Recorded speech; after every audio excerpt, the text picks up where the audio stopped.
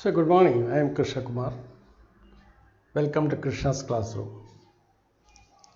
So we take up a new problem. What we want to do is the well-known implicit function theorem. Let us first try to understand the problem. Now this is in continuation of the inverse function theorem that we did earlier. Let us consider the problem. The problem is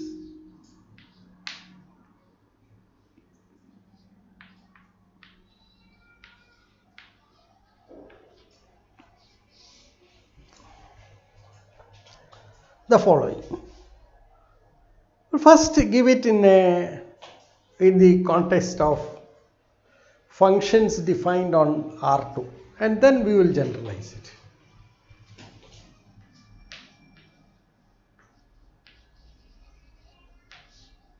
Consider a continuously differentiable function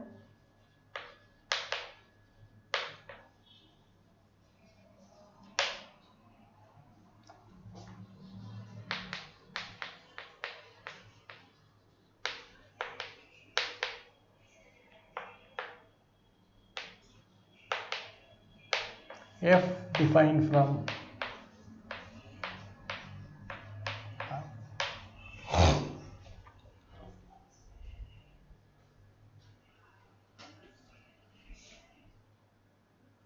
let us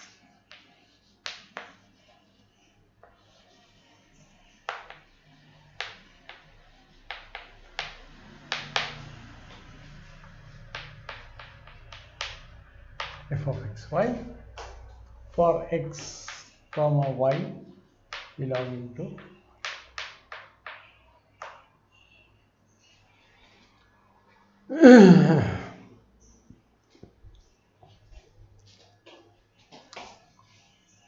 consider the equation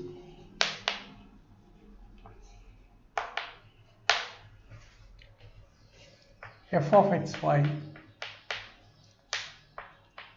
equal to 0 or any constant, it doesn't matter, we can always recast it in this particular form, because if f of xy is equal to c, then you can define a new function gxy as fxy minus c, and then the problem is gxy equal to 0. So there is no loss of generality in assuming the equation in this particular form.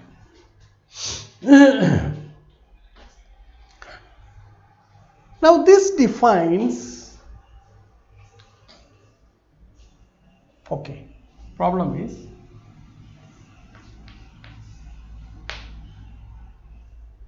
this, if one can solve it,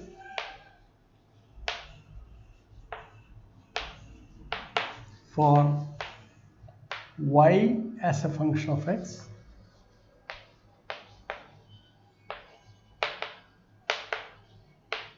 or x as a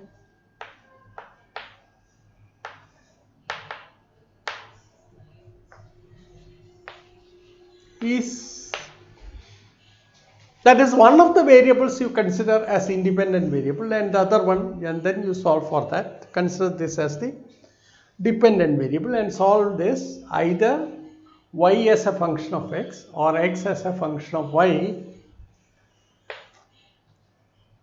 is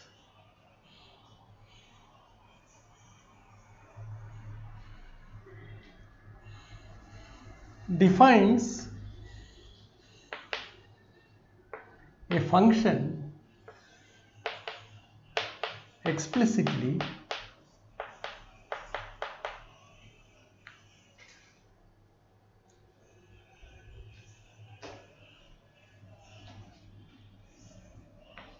of a of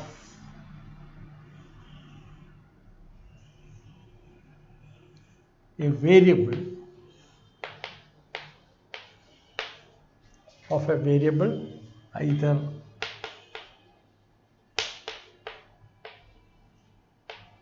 x or y, which means the following. Suppose you can write this as y as a function of x on some interval. Now we will be more specific about this. Suppose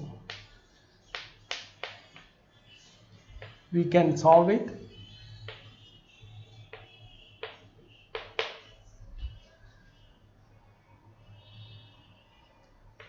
for y as a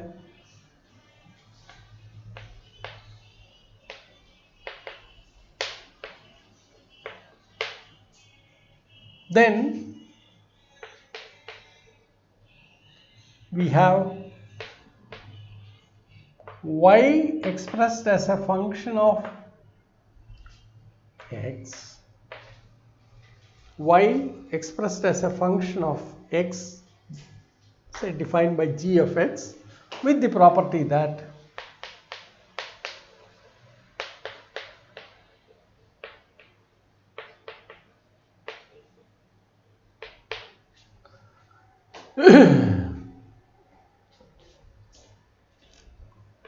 x gx belongs to the domain of f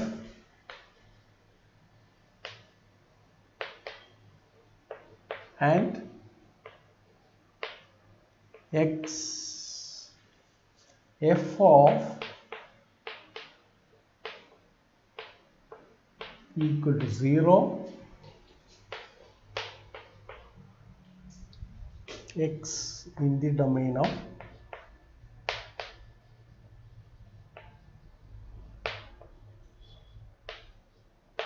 G.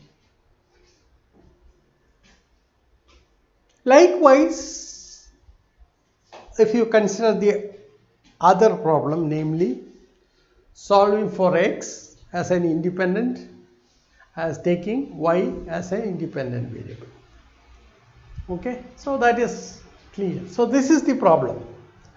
But let us understand this problem through possibly the simplest of the cases, and then slowly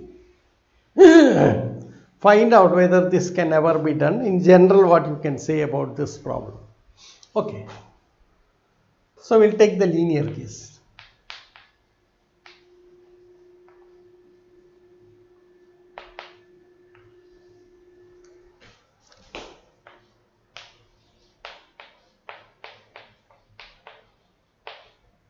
Let f of xy be defined by a,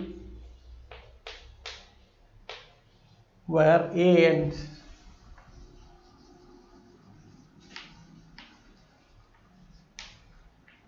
b are real numbers.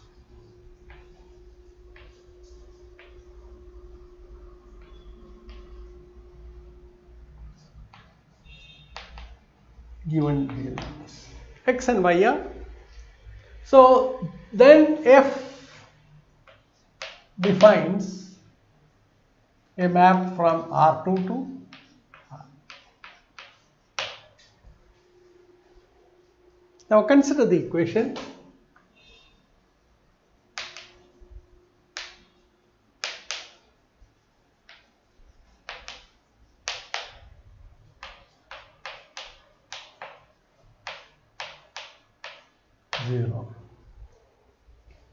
That is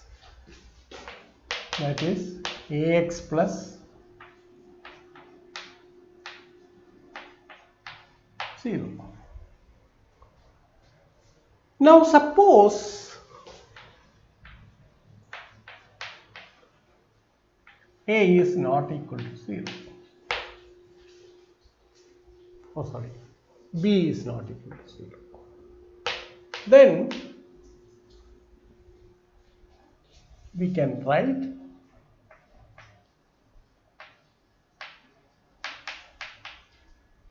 or rather solve y as a function of x, namely minus a by b x.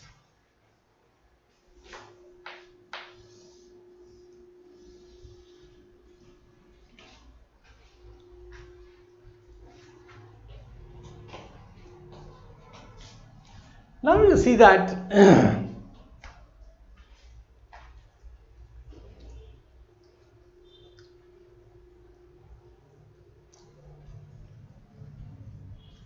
this is defined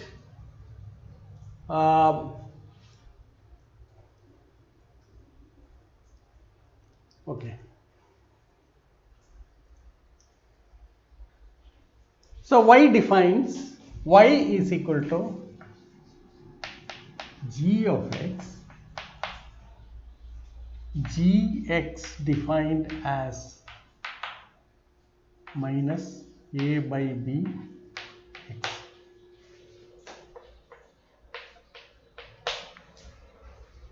Likewise, you can solve this equation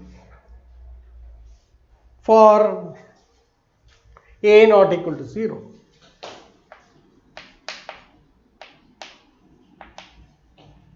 If a is not equal to 0, solve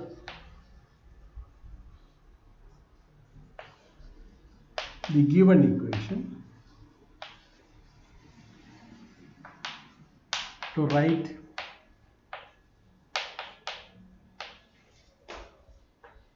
as x as a function of y.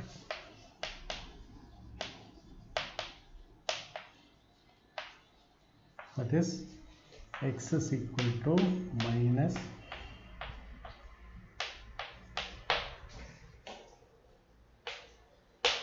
here we take y as the dependent, as the independent variable, and x as the dependent variable. Well, that is analytically a fairly simple task. It doesn't give much insight into the problem, but only when you look at the geometry of the problem, you will get some insight. And let us see what this problem is all about. Now you see, we take the case where a is not equal to 0, b is not equal to 0. Look at the geometry of this. What does this say? It says in the xy plane, you have a line passing through the origin whose equation is, or in other words, the line represents all the points xy in the plane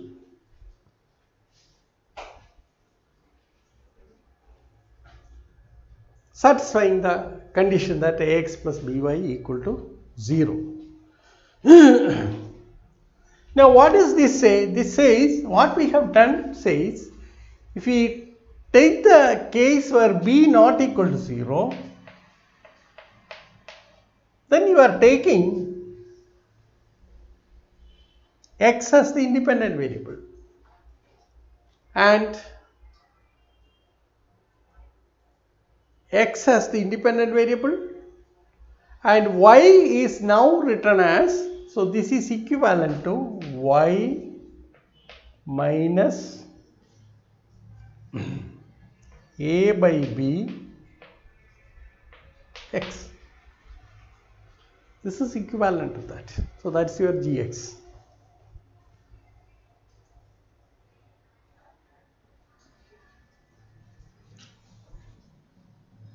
Similarly, the same line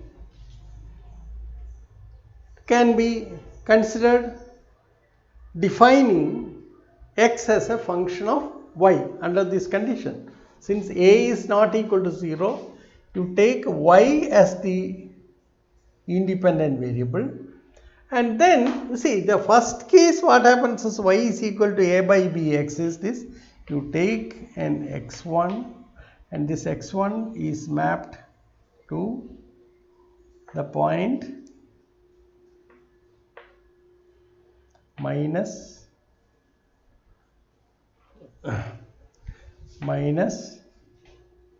b by a by b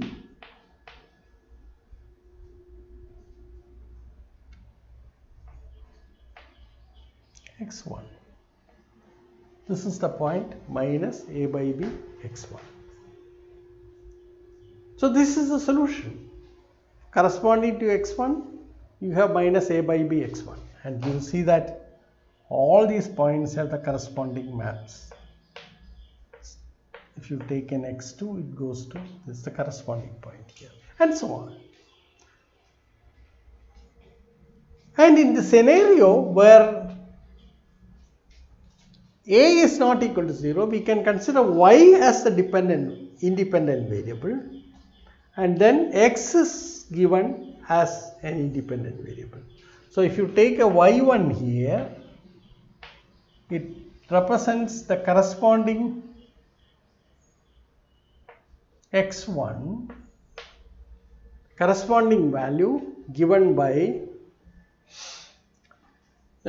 minus b by y1 divided by a.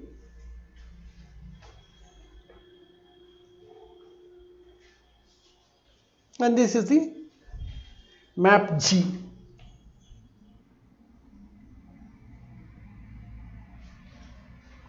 Okay.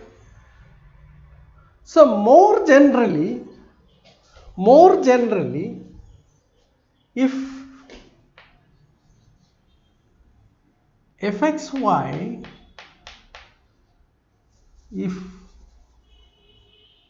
okay, let me.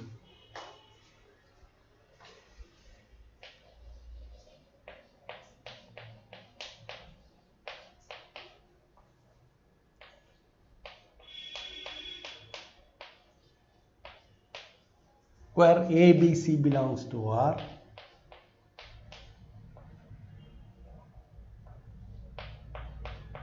are real numbers, and we assume that A and B are A not equal to 0, B not equal to 0.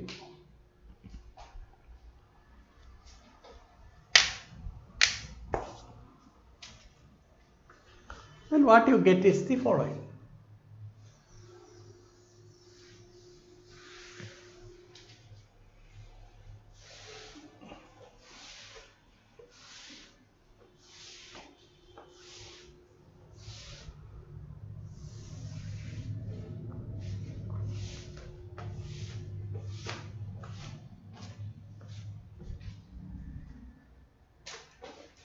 Then analytically you can actually solve this. This implies y is equal to c minus ax divided by b, or x equal to c minus by a. So you substitute this, it will become an identity. I mean, that's what you have. And what is the geometry? This picture does not correspond to that.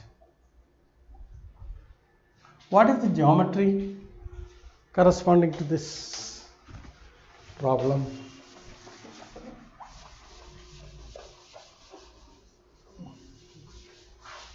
The geometry of the problem is this. Likewise, you can analyze it.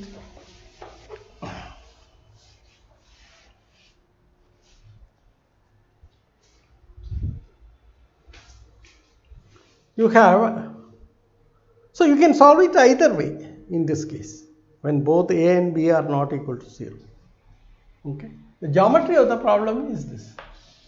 You have the xy plane and ax plus by equal to c is some line which in general does not pass through the origin. So this is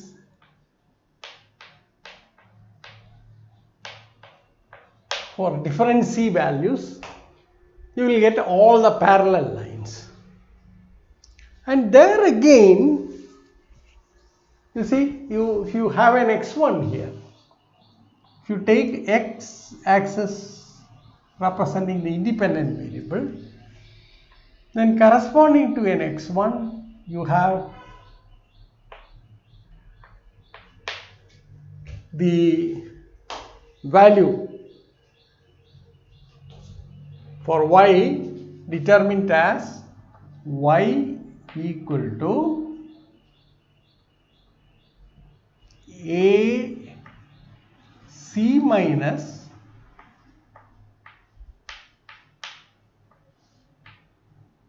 divided by b. Similarly, you can treat y as the independent variable, y axis representing the independent variable, and then corresponding to each y, say y1, you have the corresponding value of x1. So y1 to, this is actually c minus b y1 divided by b. Okay.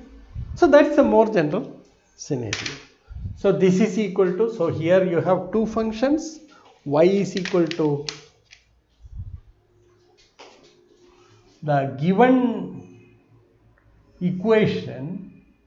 So ax plus by equal to c is equivalent to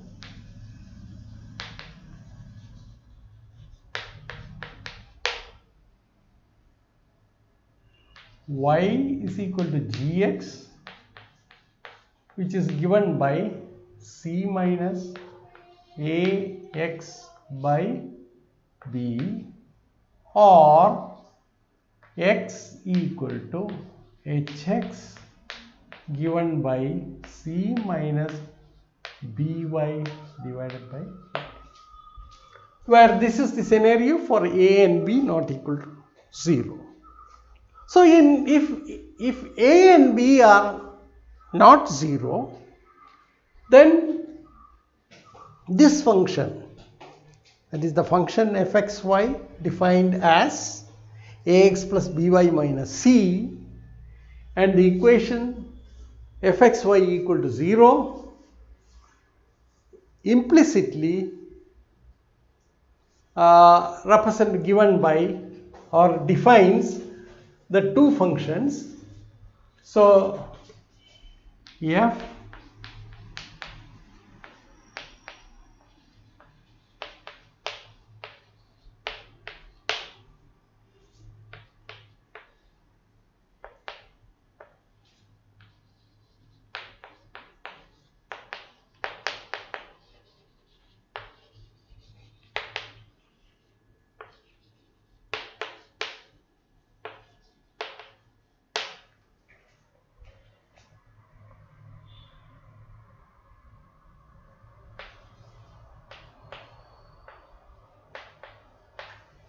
and or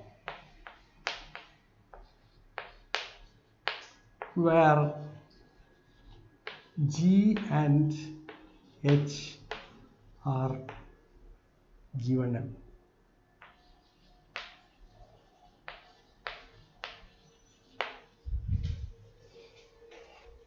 Okay. So all this in all these cases we have considered a not equal to 0, b not equal to 0.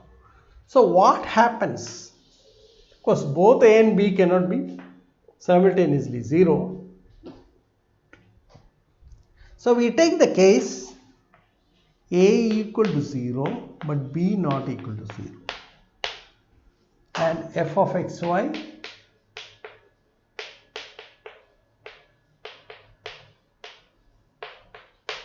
which is equal to by minus c, since a is 0.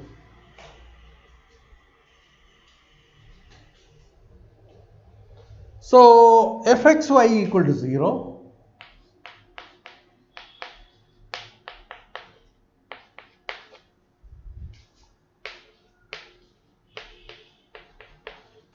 Of course, b not equal to 0, therefore that is if and only if y is equal to c by p. That means y is a constant function.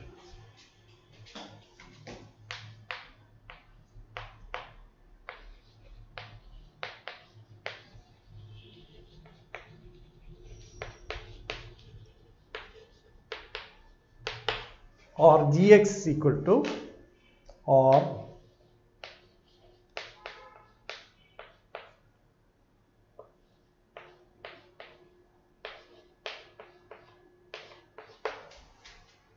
and clearly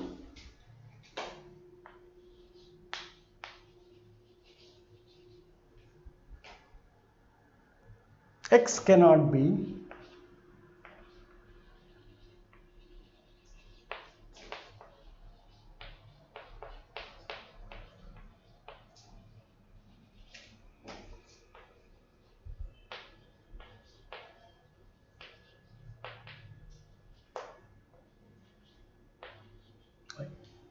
likewise when you interchange the role of a and b, x and y, we can make a similar statement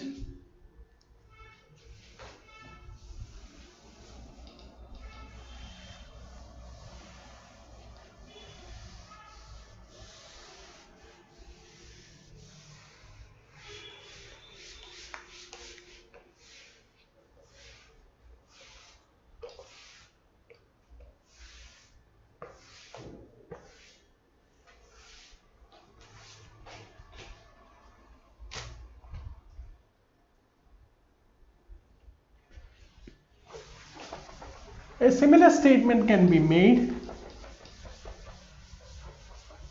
when a is not equal to 0 but b equal to 0.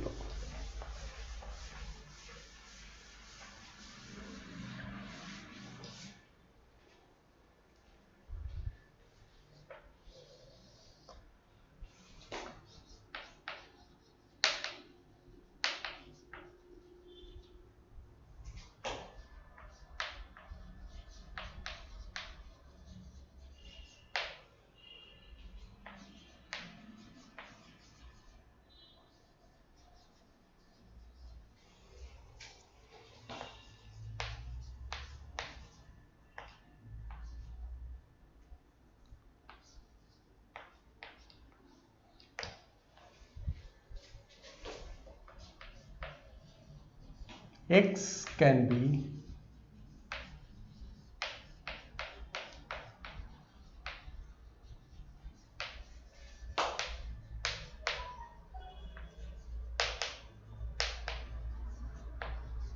y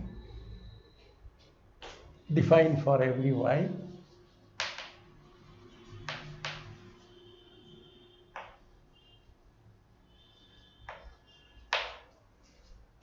by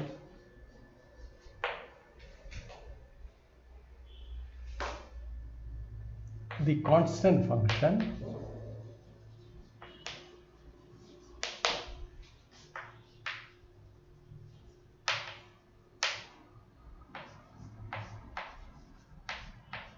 hy equal to c divided by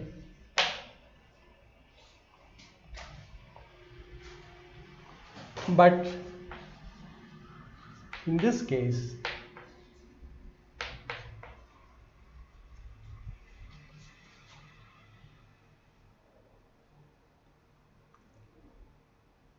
x cannot be, y cannot be,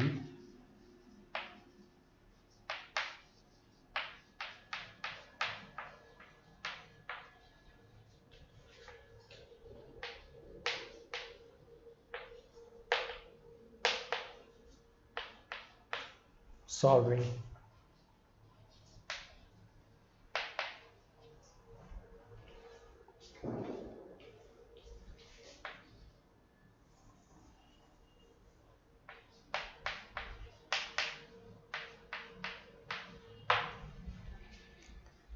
So you see that unlike in the other case where we assumed both a and b are not equal to 0, there you could have either expressed it or this function ax plus by equal to c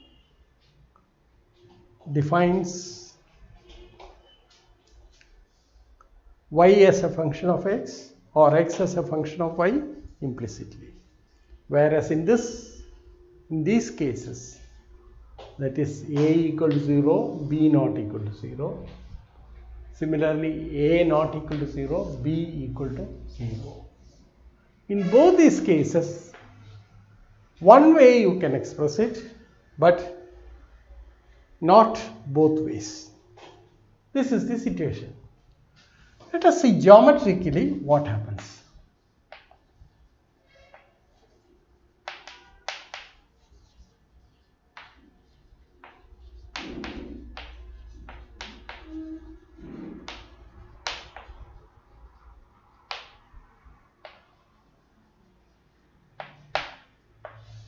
This is what we ask to understand the problem.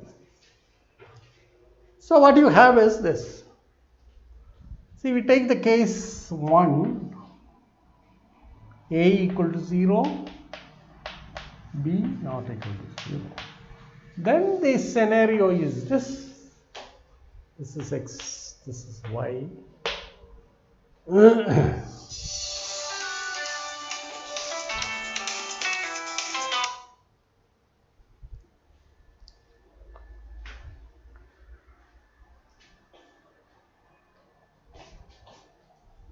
Then what we do is we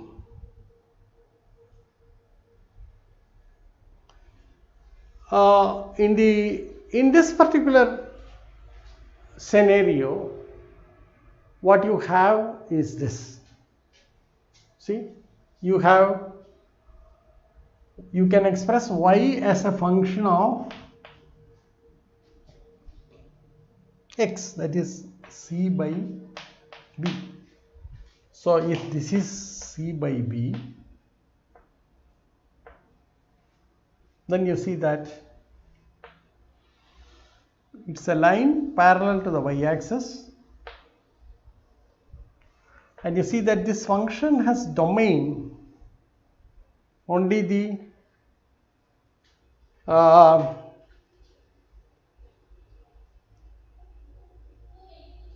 okay, for what did I say?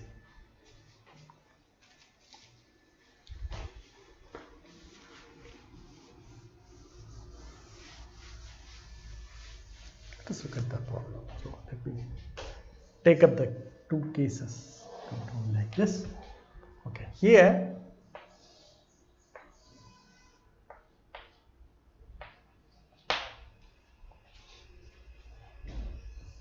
so this corresponds to y equal to c by b. And you see that every x is now defined for every x. The point x gets mapped to this point. This is the mapping that you have. This is the function that is defined. Okay, and you see that you cannot, and you see that if you look at this as a function of y, can you ever express this as a function of y? First of all, only for y equal to c by b it makes any sense, and for that what? All values of x come. So there is no function defined as x as a function of y represented by this line. Okay. Similarly, second case is a not equal to 0 but b equal to 0. Then what do you have? Then you have x is equal to c by a. So the corresponding geometry is this. This is the x-axis, this is the y-axis.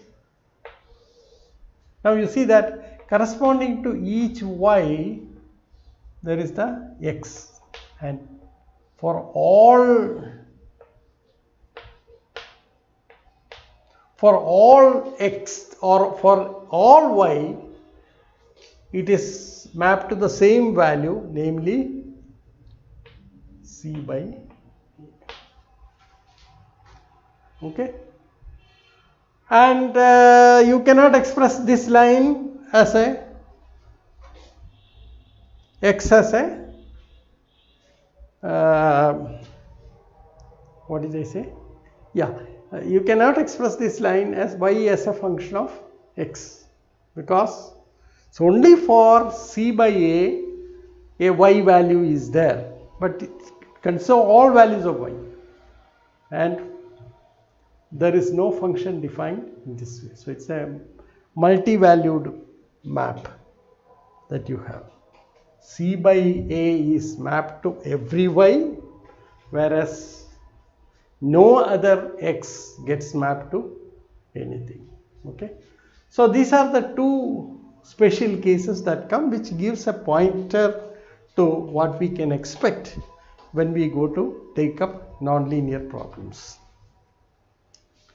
Now with this experience of working with the linear problem, we can look at nonlinear case.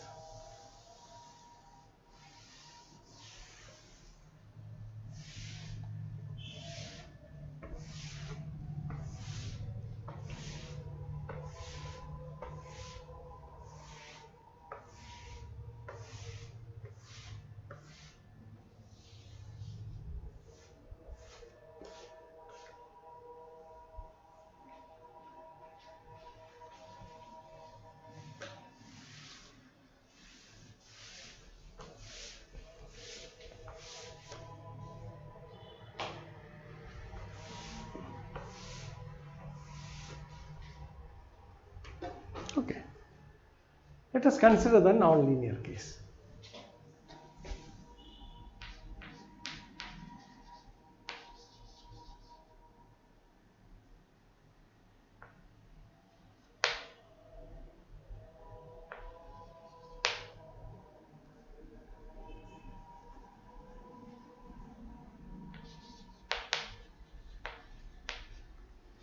Nonlinear case.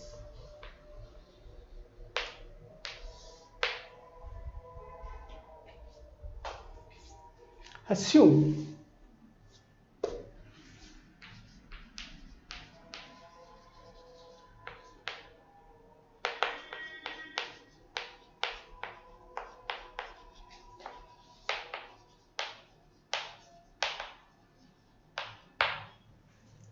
not linear. Let us take, for example, we work on an example and then try to generalize it.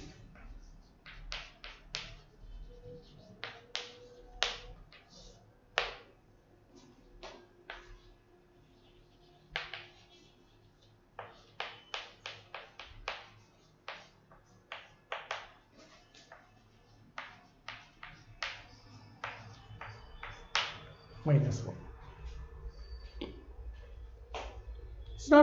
It's not a linear expression that you have. Now consider the equation.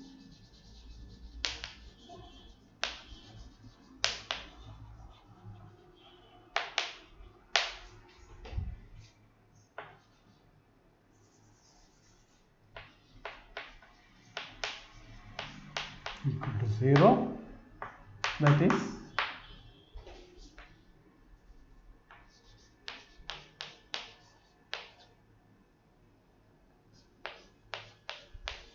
or you have,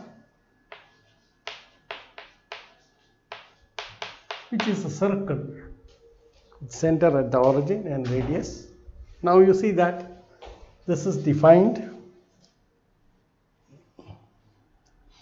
say the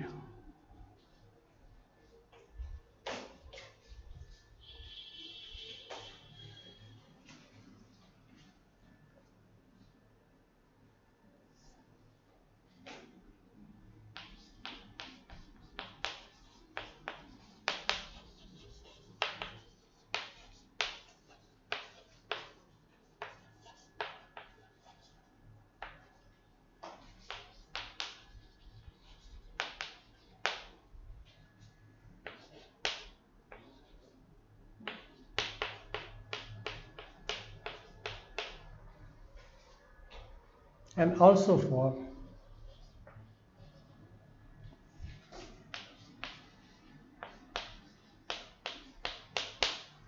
on y less than or equal to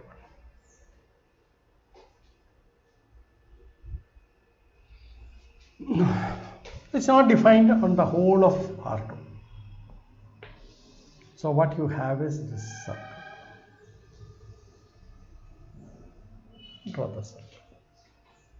Okay. So let this set be x square plus, or the set of all xy for which the relation x square plus y square equal to 1, and consists of the curve that we have traced. Okay. Does this represent on the interval -1 to +1 y as a function of x? That's the first question. Okay. As in this case, let us explore this geometry. So what happens? So this is -1 to +1 and -1 to +1. I think this, I can just the point 1 0. This is -1 0. This is 0 +1 and -1. Okay. Right? Does this represent a function y as a function of x on the interval -1 to +1? Okay. The answer is no. Why? Because you see that suppose you take an x1, then x1 represents two values of y1. Say x1 y1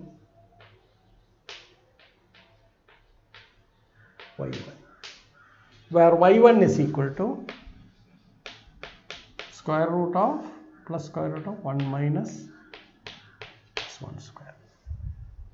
I'm taking x1 to be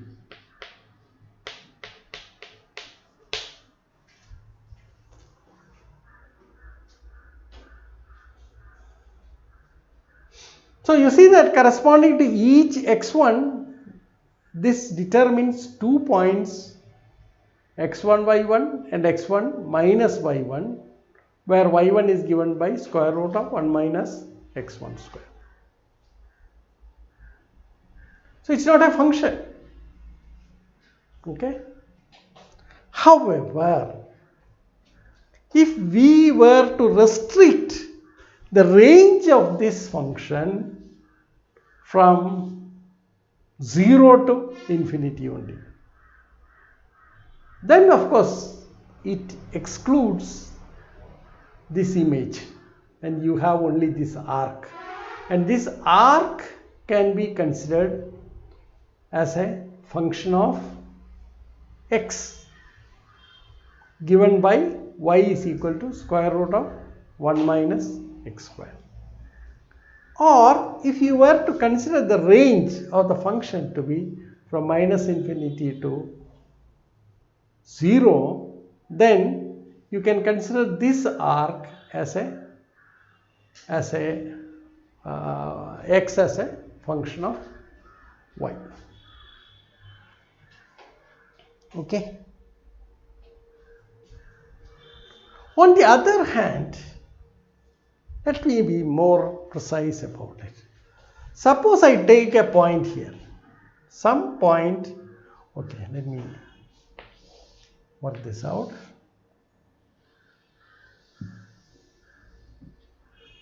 I take a point anywhere on this curve. Okay. Say in the upper half plane or the lower half plane. I am not going to take on this line. Now you see that I take a neighborhood of this point.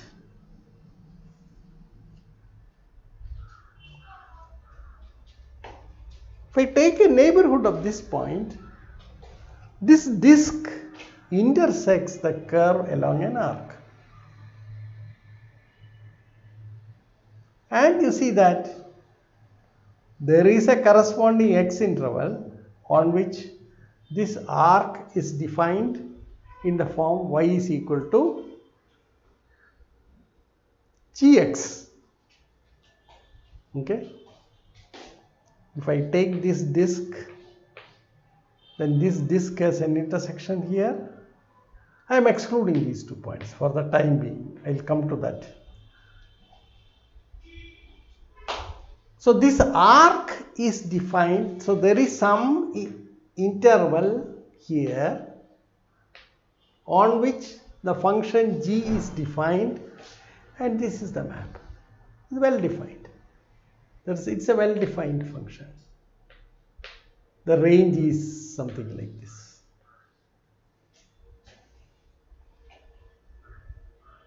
Likewise, see, any point you take other than these 2 points, okay, there is some neighborhood in which the intersection of the arc or the part of the arc lying in that neighborhood, you can express it y as a function of x, or this arc can be considered as the graph of a function y is equal to fx on some interval. That's an observation that we make. I have excluded these 2 points. Now what happens at those points? Okay, so we take x1, y1,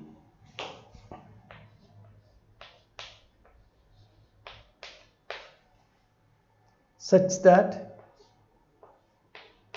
x1 is not equal to -1 and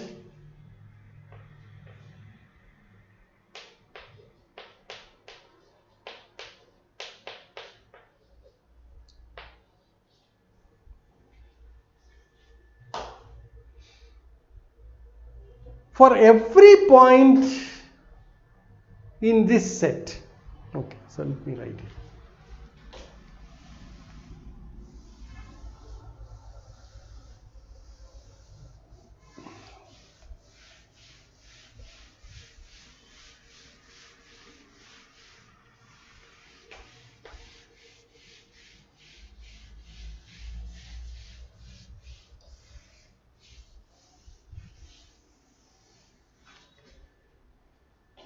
Suppose I write this as some s.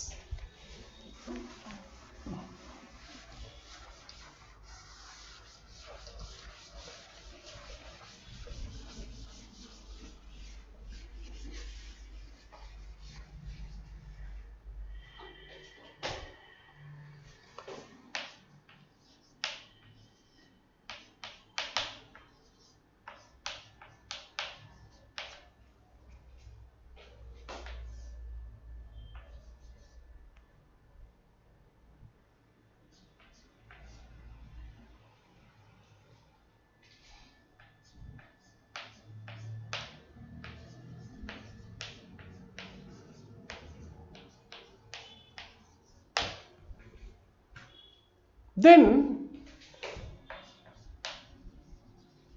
for every point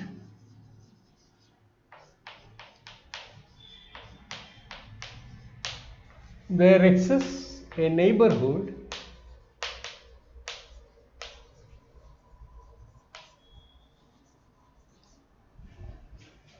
S of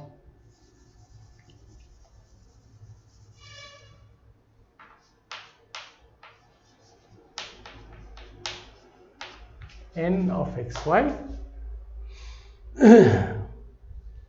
such that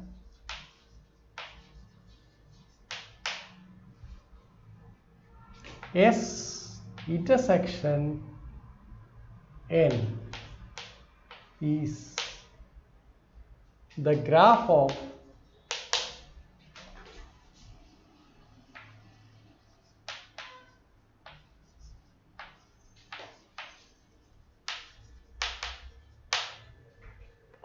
a function of x defined on a suitable interval.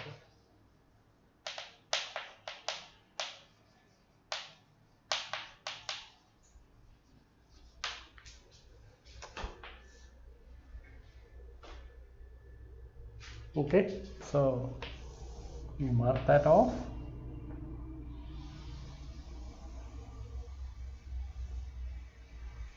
This is the value 1, minus 1, 1, and outside that it is not defined at all. So you take a point here, take a neighborhood, this is your n, and look at the intersection of n with this. So this is S. Then this portion is expressed in the form y is equal to gx. So this is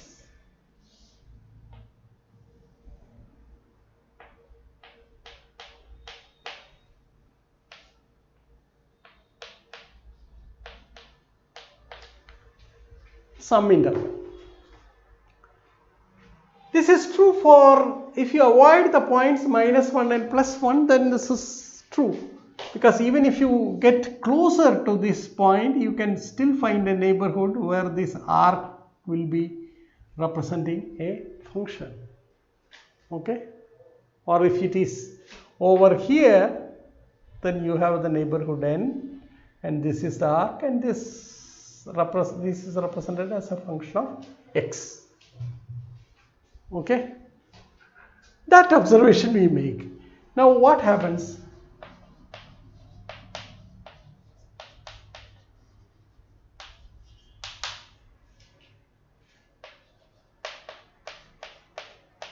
At these points.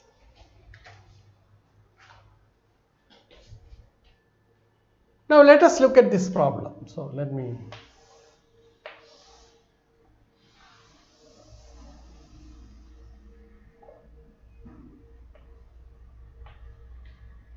(1, 0) and this is 0, 1, which lies on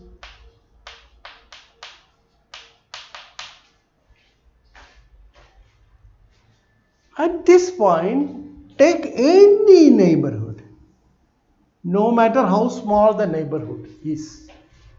You will see that if at all it is defined somewhere, then corresponding to each point here, there are two values. It defines two values for each x. Either it defines two values for each x, except for this point possibly, or it does not define any value at all. Okay, so I will just enlarge it and then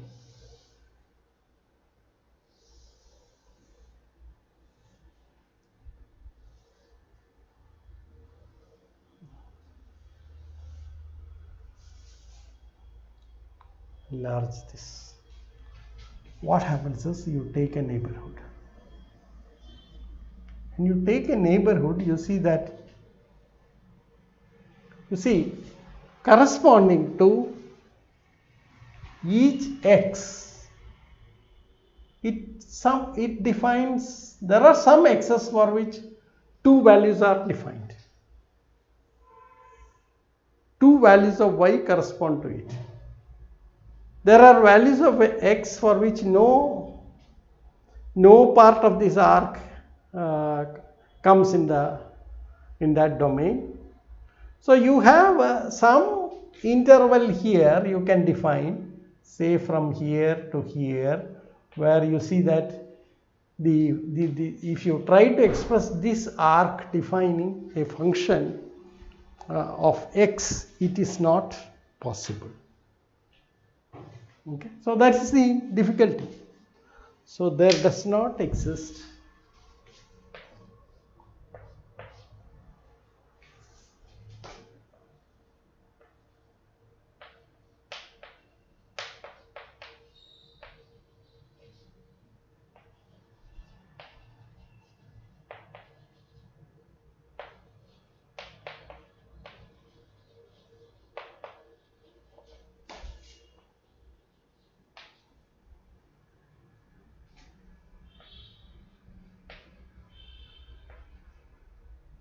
one.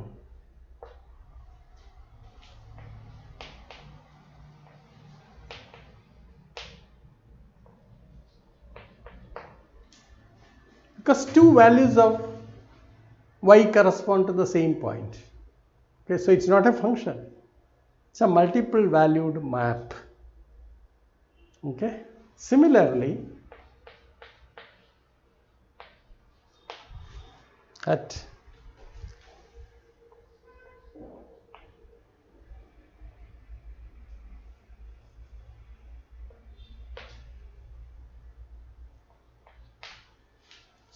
x equal to plus 1 or at x equal to minus 1, you have this problem. Okay, this arc is never represented as a function of x. There is no interval on which this happens. Why? What goes wrong there? Okay. Now a moment's thought would suggest that if you go back to your situation, now you see that your tangent, if you draw the tangent at this point or at any point other than plus 1 and minus 1, you see that this is of the form ax plus by equal to constant. Okay, then this is of the form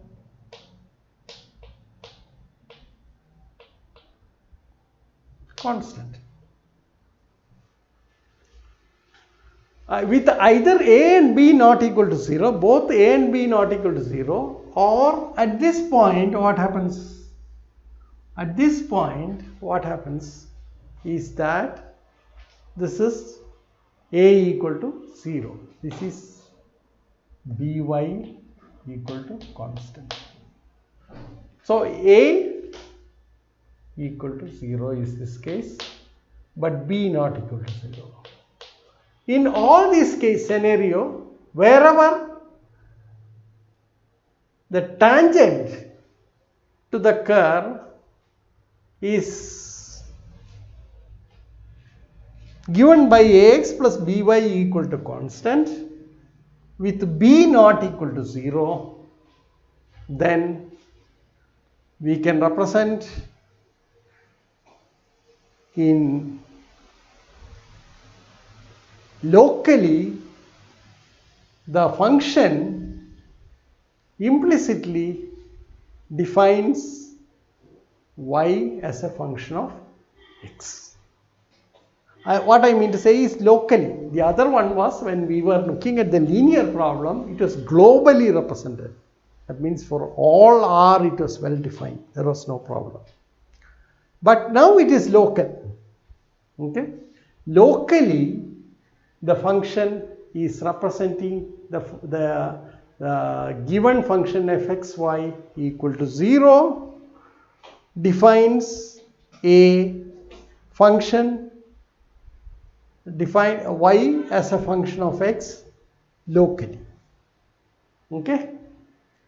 Except at these 2 points. So we will just write down that part and then try to make more out of it.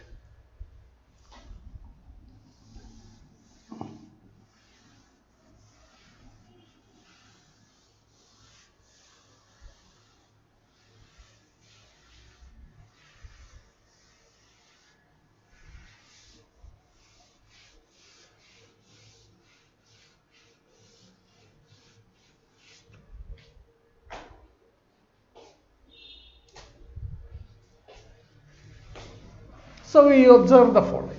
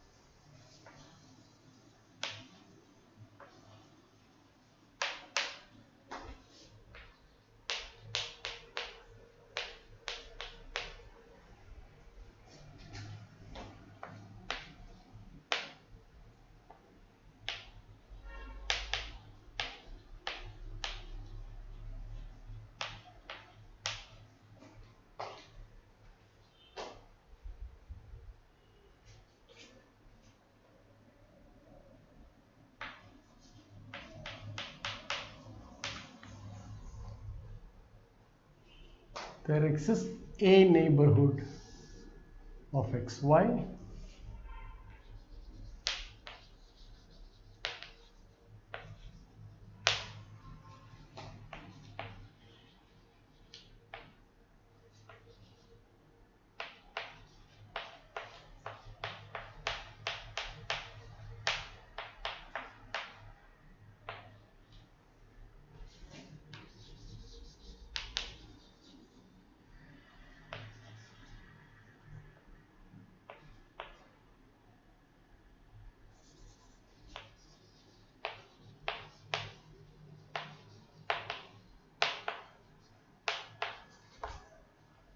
some x interval.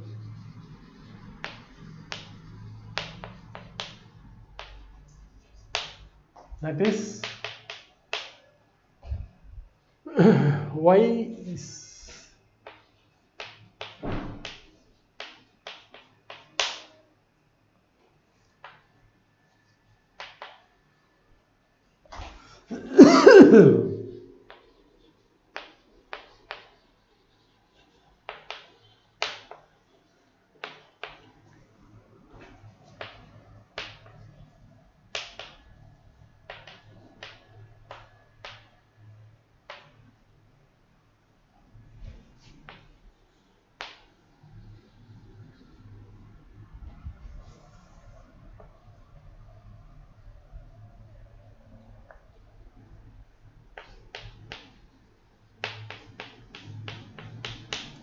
xy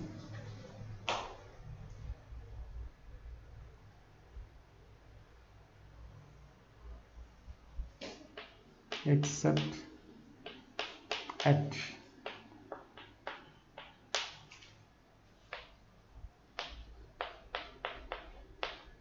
you can make a similar statement and at this, you see, at this point you see that the tangents are, we observe that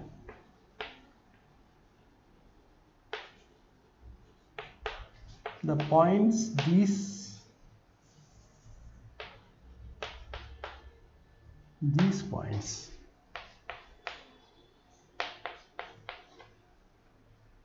that is at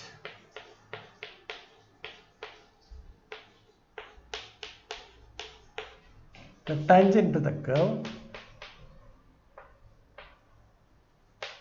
to the circle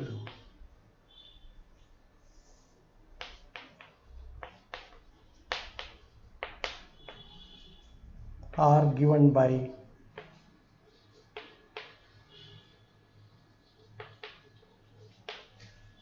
vertical lines.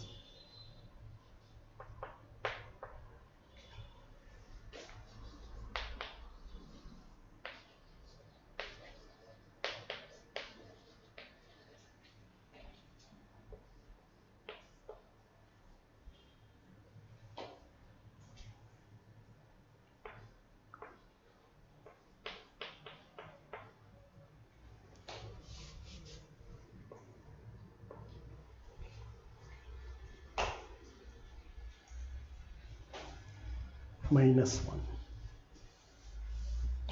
Okay. Similarly,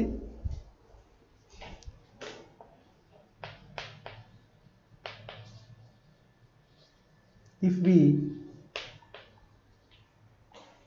look forward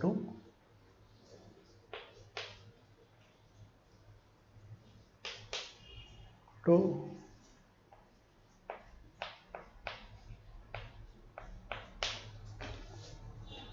defining x as a function of y,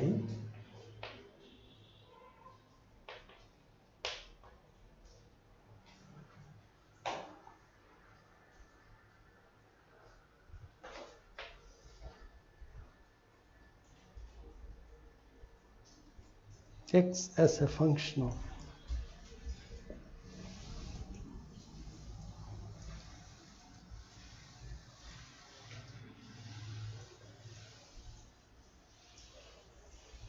that is choosing y as the independent variable, then you see that at y equal to plus or minus 1 this doesn't work.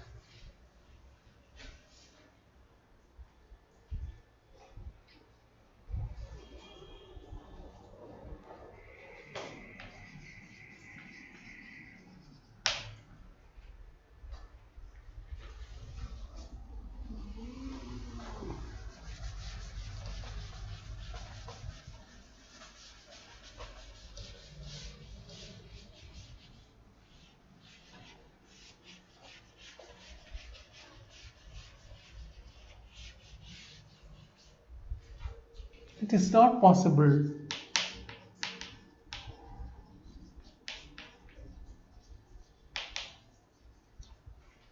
to do it in any neighborhood of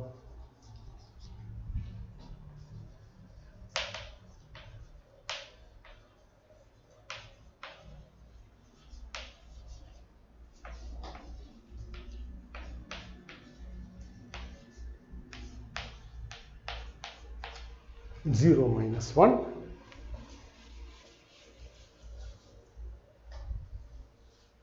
in any neighborhood of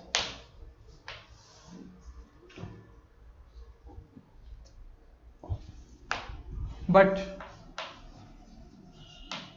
it is possible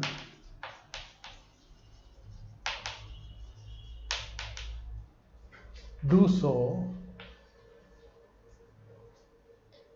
in some neighborhood of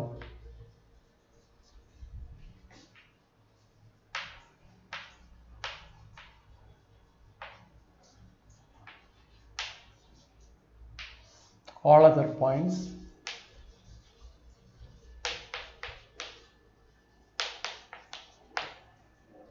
on the circle. Some neighborhood of, that means what I mean to say is that locally you can explicit, or this function represents or defines y as a function of x or x as a function of y, except possibly at some points. This is locally possible but not globally. Okay, observe.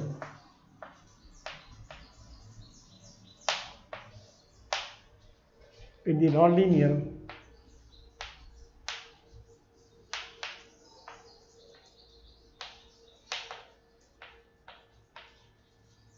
is you observe the following.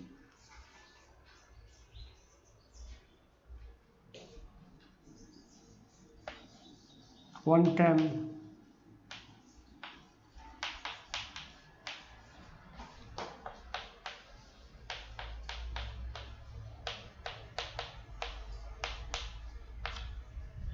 hy locally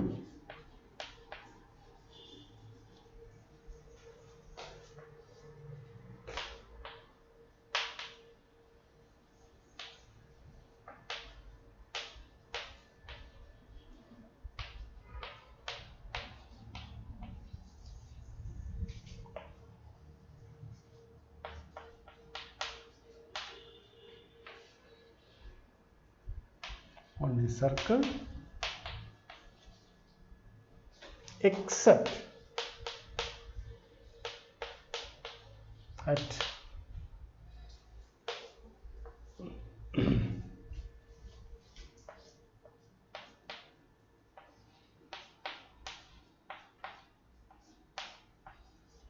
0, 1, or in the second case what you have is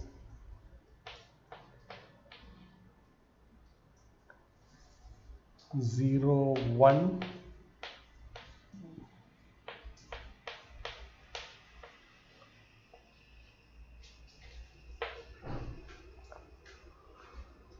so essentially locally one can do it. 2,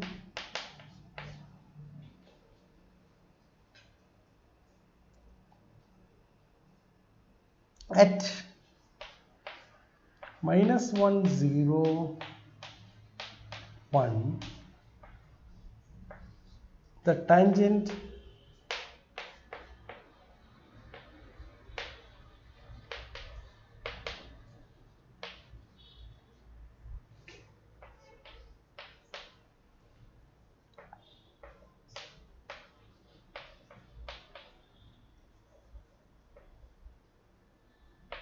plus 1.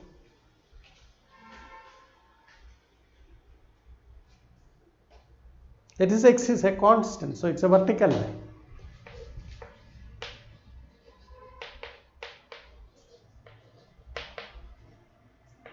Which cannot be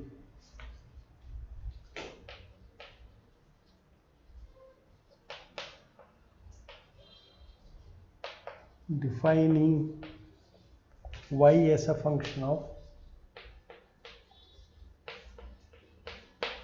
gx. Similarly, at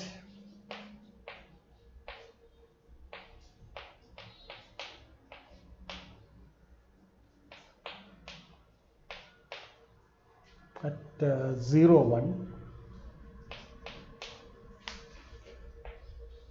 the tangents are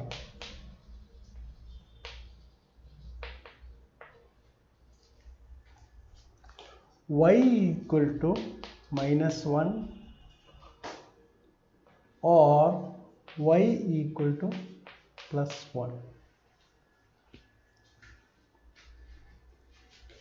which cannot be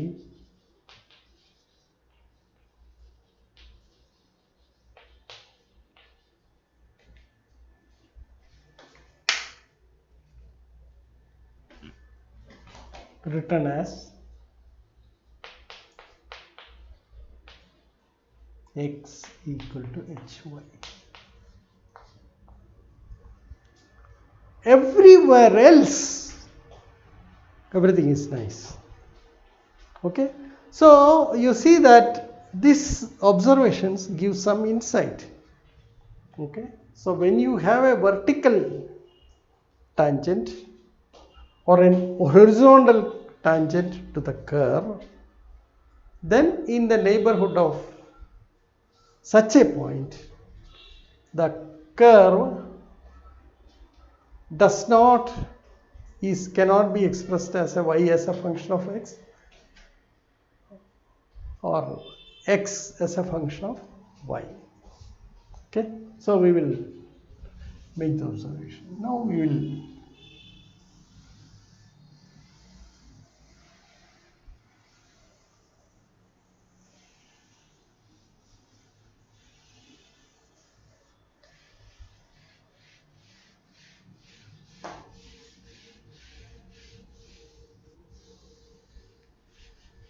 so apparently the tangent gives the behavior of the tangent or the nature of the tangent to the curve gives some insight into the existence of or the solvability of this equation in some neighborhood of a point. So that is the inference that we make.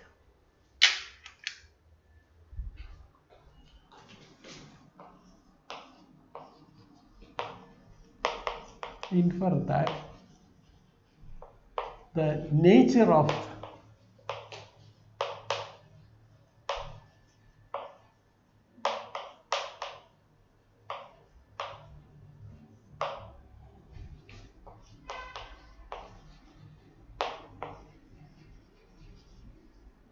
curve determined by the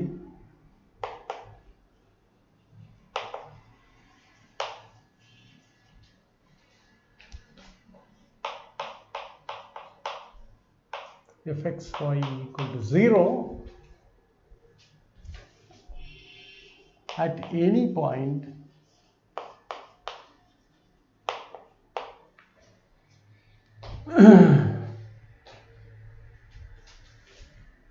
gives an insight into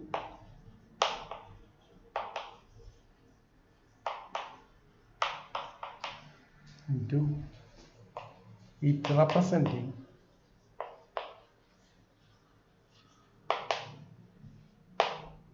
y as a function of x or x as a function of y local. This is an observation that we make. Okay. Now you can see that. So recall that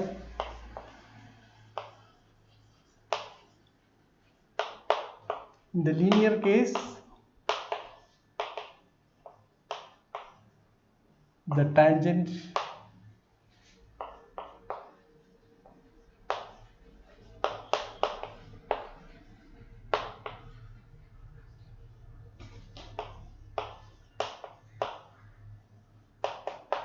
at any point, every point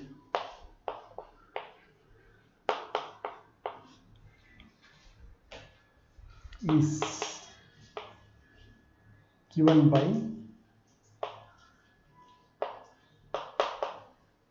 itself.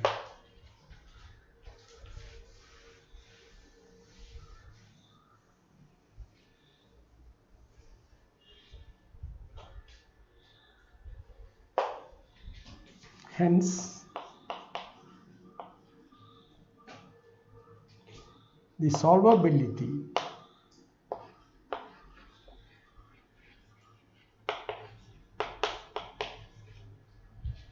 of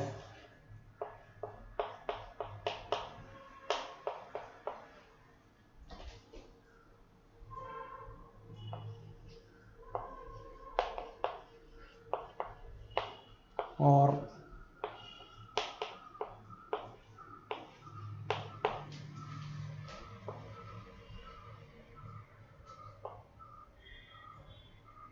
true globally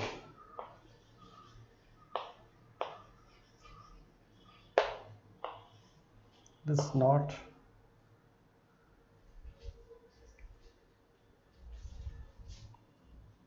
and dependent on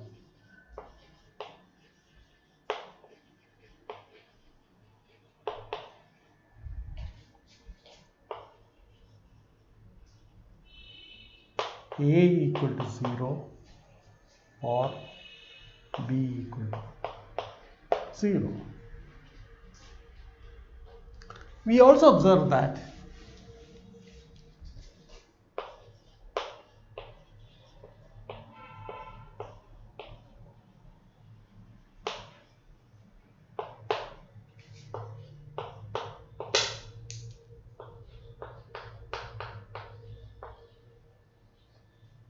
df by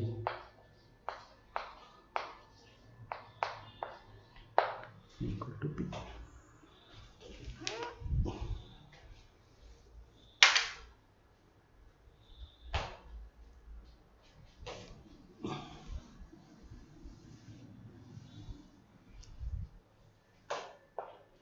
Since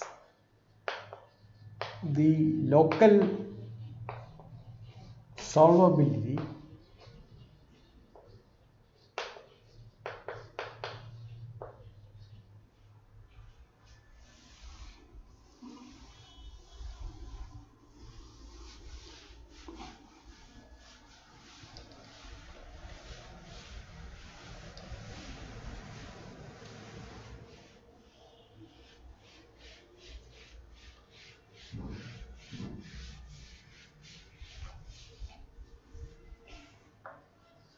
depends on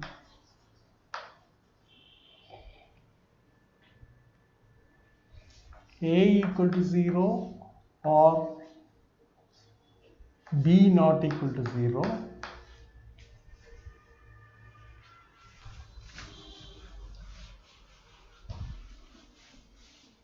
possibly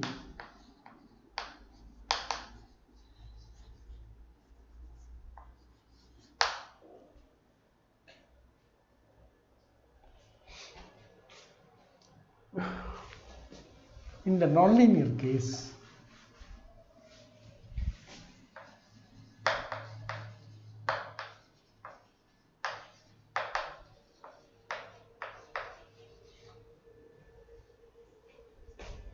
the solvability, the local solvability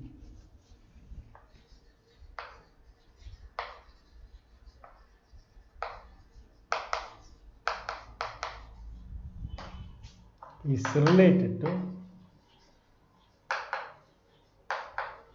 the local solvability of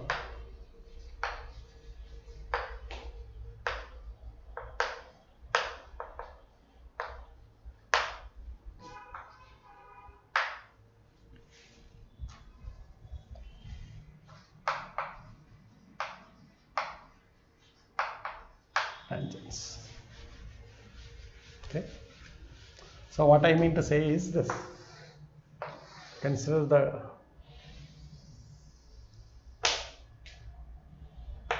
now you see that the tangent to this at the point -1, 0 is x equal to -1, and this is not, it is not possible to solve this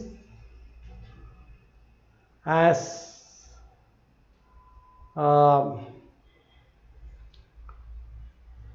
y as a function of x. On the other hand, you can solve it as x as a function of y. Whereas at these points, that is 0, 1 and 0, -1, you see that the tangent lines are not solvable as x as a function of y. Okay, because these lines are y equal to 1, and this is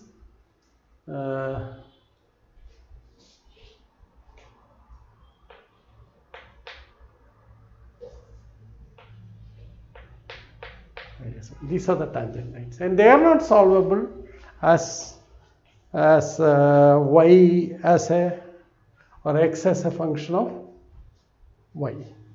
Okay, so at these 2 points one can solve this. You cannot solve it y as a function of x. Here x as a function of y, you cannot solve it, the tangents. The same behavior is seen in some neighborhood of these points. Okay, so that's the observation that we make. Okay, and we also observe that df by dx equal to a, df by dy equal to b. So a not equal to 0 or b not equal to 0 depends on that. Here In this case, you see that f of xy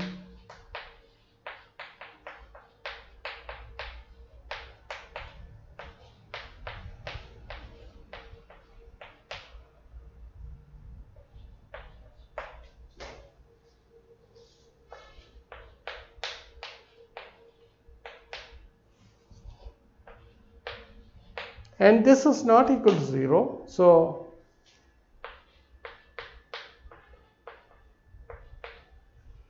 df by dx is equal to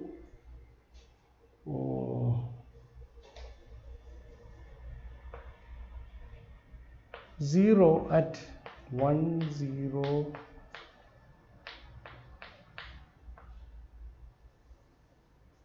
minus 1, 0.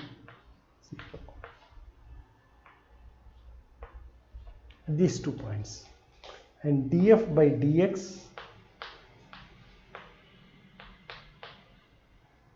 equal to 0 at 0, 1, minus 1. And you see that you can now link it up with the behavior of the partial derivatives of f with respect to x and y, or geometrically we are linking it up with the nature of the tangent to the curve. And you see that at any other point, you see it is of the form ax plus by equal to constant. Okay, and that is well defined. Okay, so you see that you can either solve it either y as a function of x or x as a function of y. Therefore, we hope that we can prove a theorem like this. See, the function or the equation fxy equal to 0 expresses y as a function of x, implicitly represents a function y as a function of x or x as a function of y at places where you see that the behavior of the partial derivatives will give the indication. Okay, right? Okay, thank you very much. And I think that's a good introduction. Now we can look at this problem in a more general scenario. So from the next lecture, I'll be taking up this problem as mapping from Rn to Rm and then generalize the whole thing.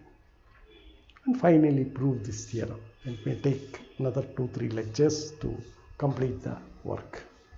Thank you very much.